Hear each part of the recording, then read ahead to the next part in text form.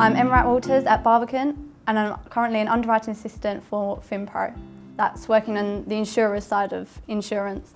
So you have the client, the broker and the insurer. The insurer takes on the risk.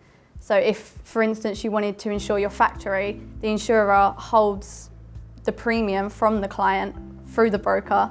So before I came to this scheme, I was doing my A-levels.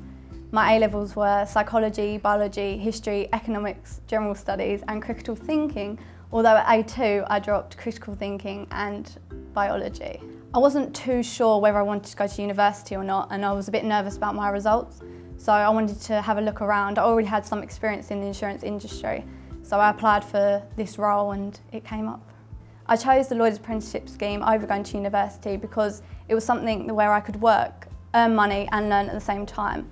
While on the scheme, I'm able to do my CII exams, so this means that instead of going to university, I can still get qualifications.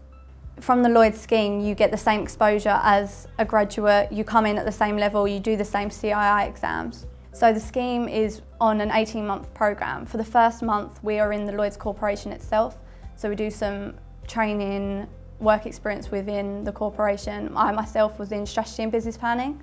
Then after the month, we go 4 months into a broker's, and then 13-month placement into an insurer's. Whilst in the insurers or the brokers, you are also moving around depending on your timetable or what the placement has decided for you into the different teams, classes of business.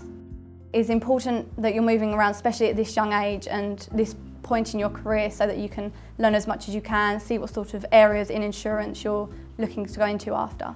Moving around on the scheme, you get to learn how people work together, how different teams work, different personalities and how people learn. So it's definitely interesting to see that different side. The most challenging part is probably time management. So you're having a full-time job, you're trying to network, meet as many people as you can, plus also doing your exams on top. So it definitely means getting in early, lunch breaks, after work, revision, which is challenging, but it's good. I think being in school, you're very much in line with your teachers, you're told what to do constantly, there's not a lot of independence in that. At work, everything is on you, you have the responsibility, and if you do something wrong, then that can have a domino effect on everything else. But if something good happens, then you can see that ripple effect and ultimately see how well you've done. Definitely on the Lloyd scheme, you need to be able to be self-motivated, you have a full-time job as well as all your exams.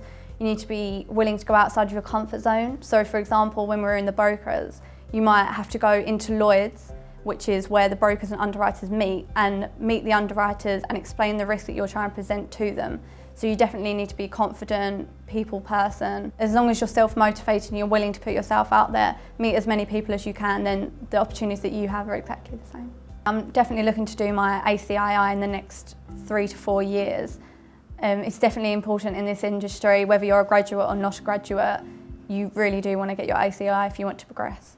It's very interesting, you are learning all the time, constantly. Even when I talk to my managers and team members, new risks bring new challenges, and that is interesting to me.